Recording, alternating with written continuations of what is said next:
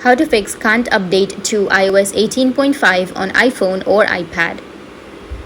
So if you're facing a problem with updating your iOS 18.5, then the first thing you need to do is first you need to open up your settings.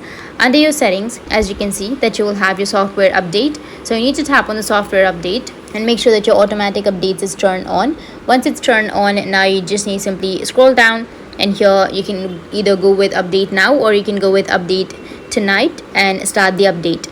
So here it says that while updating, make sure the phone is locked and it has enough battery to update. So if you don't have enough battery, then it won't update. Or the second solution is you need to have some space, because if you don't have the enough space in order to update, then it won't work. So you need to scroll down and go with the general section.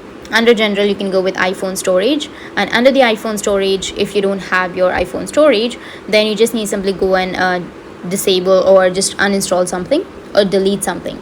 After deleting, like for example, I'll go with this one. I'll go with delete app and delete the apps that you're not using.